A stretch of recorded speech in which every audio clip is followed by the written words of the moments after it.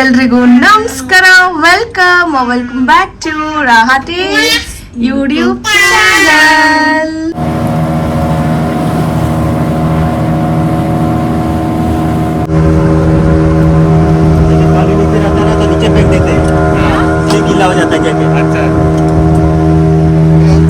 Finally ಹೊರಟಿದೀವಿ ಈಗ dolphin ನೋಡಕ್ಕೆ. ಬಟ್ 100% ಕಾಣಿಸಲ್ಲ ಅನ್ಸುತ್ತೆ. ಬಟ್ ಸ್ಟಿಲ್ ಸುಮ್ಮನೆ ಒಂದು ರೈಡ್ ಅಷ್ಟೇ.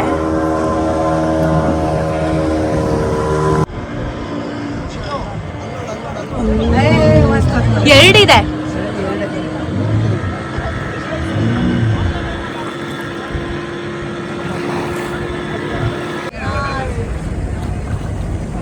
ಇಲ್ಲೇ ಬರ್ತಿದೆ ಇದು.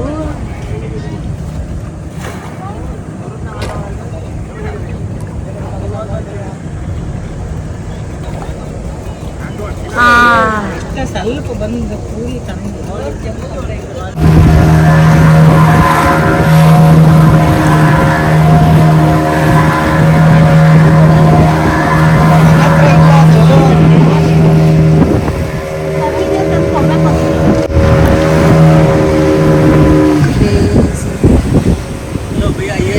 साइड में देखिए, राइट साइड में। हाँ, ये जो बंगला दिख रहा है ना, ये 80 करोड़ का प्राइवेट बंगला है।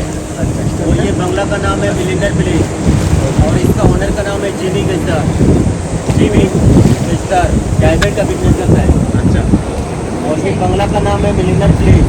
ओके। और इसका ये बंगला में ना हिंदी मूवी की शूटिंग हुआ है, संजय दत्त और गोविंदा का।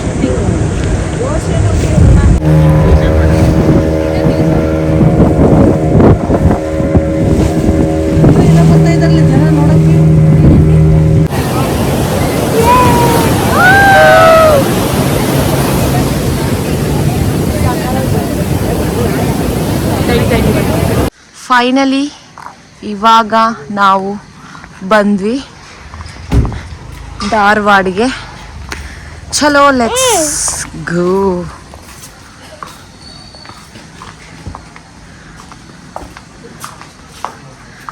ಇಲ್ಲಿ ನೋಡಿ, ರಾಹಾ ವಿಹಾನ್ ಅನ್ಕೊಂಡು ಕನ್ಫ್ಯೂಸ್ ಆಗ್ಬಿಟ್ಟಿದ್ದಾಳೆ. ಅವ್ರ ಅಣ್ಣ ಅನ್ಕೊಂಡು ಜೀಪಲ್ಲಿ ಕೂತ್ಕೊಂಡಿದ್ದಾಳೆ. ಯೂಶಲಿ ಕೂರಲ್ಲ ಹಂಗೆ. ವಿಹಾನ್ ಅನ್ಕೊಂಡು ಕೂತ್ಬಿಟ್ಟಿದ್ದಾಳೆ ನೋಡ್ರಿ.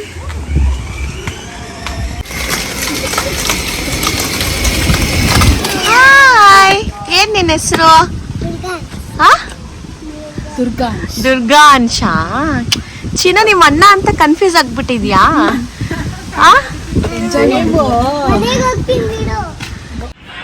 ಇಲ್ಲಿ ನೋಡಿ, ರಾಹಾ ಏನ್ ಆಟ ಆಡ್ತಾ ಇದ್ದಾಳೆ ದೇವ್ರ ಮನೇಲಿ. ರಾಹಾ ಪುಟ್ಟು ಪುಟ್ಟು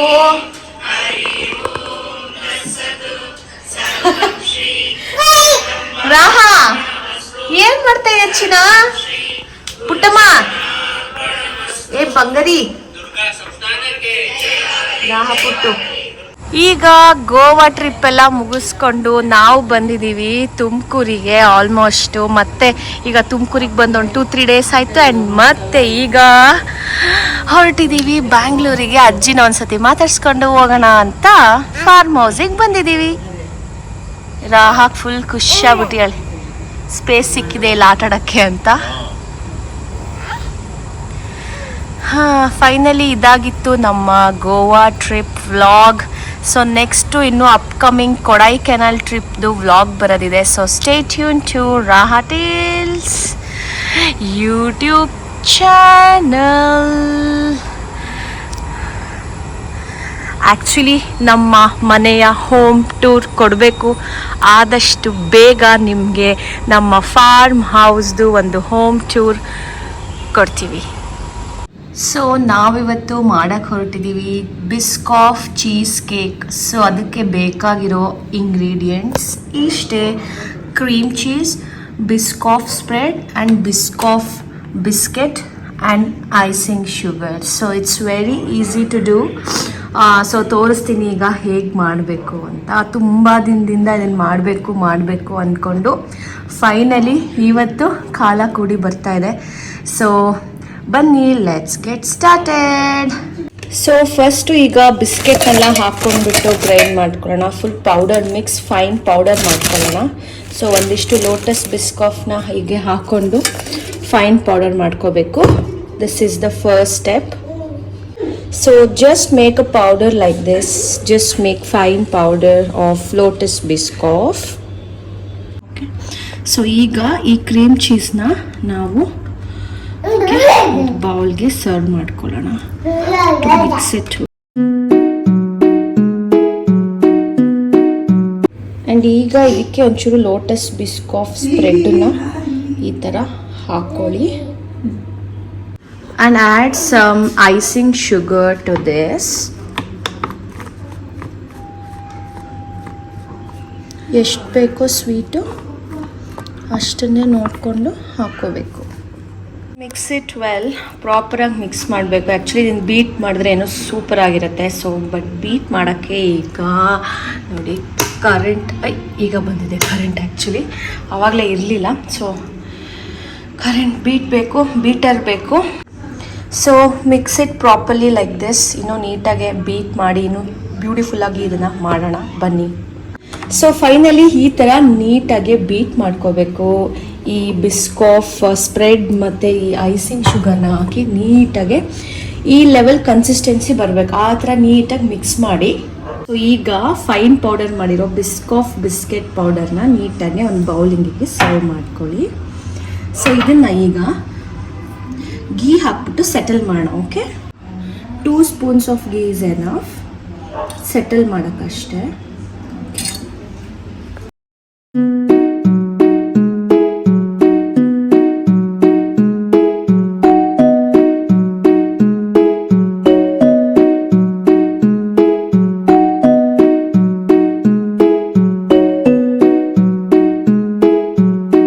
ಆ್ಯಕ್ಚುಲಿ ಈ ಥರ ನೀಟಾಗಿ ಸೆಟ್ ಮಾಡಬೇಕು. ಬಟ್ ಇದು ರೌಂಡ್ ಬೌಲ್ ತೊಗೊಂಡ್ಬಿಟ್ಟಿದ್ದೀನಿ ನಾನು ಕಂಟೈನರು. ಸೊ ಇದು ರೌಂಡ್ ಇದ್ದರೆ ಸರಿ ಹೋಗಲ್ಲ. ಸೊ ಅಗೇನ್ ನಾನು ಅದಕ್ಕೆ ಈ ಥರ ಚಿಕ್ಕ ಚಿಕ್ಕದು ತೊಗೊಂಡು ಚೀಸ್ ಕಪ್ ಕೇಕ್ಸ್ ಥರ ಮಾಡೋಣ ಅಂತ ಇದು 2 ಗ್ಲಾಸ್ ತೊಗೊಂಡಿದ್ದೀನಿ. ಸೊ ಈಗ ಇದರಿಂದ ಇದಕ್ಕೆ ಶಿಫ್ಟ್ ಮಾಡೋಣ. ಬಟ್ ನೀವೇನಾದರೂ ಮನೆಯಲ್ಲಿ ಟ್ರೈ ಮಾಡೋದಾದರೆ ಸ್ಕ್ವೇರ್ ಗ್ಲಾಸ್ ಕಂಟೈನರಲ್ಲಿ ಟ್ರೈ ಮಾಡಿ. ಸೊ ದಟ್ ಈಸಿಯಾಗಿ ತಿನ್ನೋಕ್ಕೂ ಚೆನ್ನಾಗಿರುತ್ತೆ. ಸೊ ಬನ್ನಿ ಈಗ ನಾವು ಇದರಲ್ಲಿ ಹಾಕ್ಬಿಟ್ಟು ಟ್ರೈ ಮಾಡೋಣ. ಸೊ ಎಸ್, ಫೈನಲಿ ಈ ರೀತಿಯಾಗಿ ಸೆಟ್ ಮಾಡ್ಕೋಬೇಕು ಪೌಡರ್ನ, ಫೈನ್ ಪೌಡರ್ನ.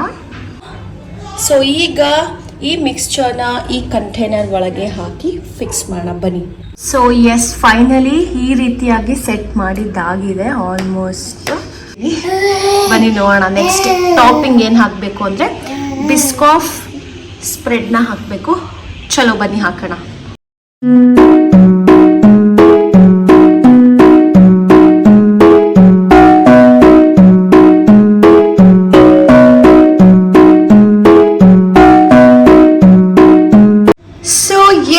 ನೀವೀಗ ನೋಡ್ಬೋದು ನಾವು ಆಲ್ಮೋಸ್ಟ್ ಈಗ ಮಾಡಾಗಿದೆ. ನಾನು ಹೇಗಾಗಿದೆ ಏನು ಎತ್ತ ಅಂತ ಗೊತ್ತಿಲ್ಲ.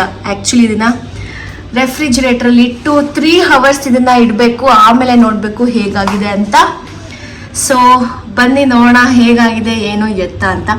ತುಂಬ ದಿನದಿಂದ ಮಾಡಬೇಕು ಅಂದ್ಕೊಂಡಿದ್ದೆ ಈ ಒಂದು ಲೋಟಸ್ ಬಿಸ್ಕಾಫ್ ಚೀಸ್ ಕೇಕ್ನ. ಆ್ಯಕ್ಚುಲಿ ಏನು ಗೊತ್ತಾ, ಇದ್ರ ಮೇಲೆಲ್ಲ ಒಂದು ಸ್ವಲ್ಪ ಉದುರಿಸ್ಬೇಕಿತ್ತು ಬಿಸ್ಕಾಫ್ ಪೌಡರ್ನ. ನಂಗೆ ಫಸ್ಟ್ ಟೈಮ್ ಮಾಡೋದ್ರಿಂದ ಗೊತ್ತಾಗಿಲ್ಲ ಕನ್ಸಿಸ್ಟೆನ್ಸಿ. ಎಲ್ಲದನ್ನು ಬೇಸ್ಮೆಂಟಿಗೆ ಹಾಕ್ಬಿಟ್ಟಿದ್ದೀನಿ. ಸೊ ಟಾಪ್ ಫ್ಲೋರಲ್ಲಿ ಈಗ ಗಾರ್ನಿಷ್ ಮಾಡೋಕ್ಕೆ ಇಲ್ಲ. ಬಟ್ ನೀವೇನಾದರೂ ಮಾಡುವಾಗ ಒಂದು ಸ್ವಲ್ಪ ಪೌಡರ್ನ ಮಿಕ್ಕಿಸ್ಕೊಂಡು ಮೇಲ್ಗಡೆ ಗಾರ್ನಿಷ್ ಮಾಡಿ. So that it looks so beautiful and impressive. ಓಕೆನಾ? ಸೊ ಬನ್ನಿ ಹಾಗಾದರೆ ಇದನ್ನು ರೆಫ್ರಿಜರೇಟರಲ್ಲಿ ಇಟ್ಬಿಟ್ಟು 3 hours ಆದಮೇಲೆ ನೋಡೋಣ ಹೇಗಾಗಿದೆ ಅಂತ. ಟಡಾನ್! ಸೊ ಈಗ ಆಗಿರುತ್ತೆ ನಮ್ಮ ಚೀಸ್ ಕೇಕ್. So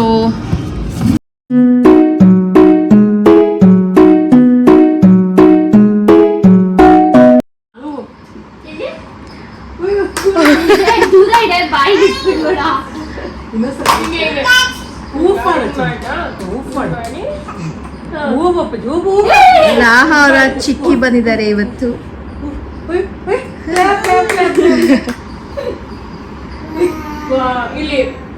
wow ಅಂತಳಲ್ಲ.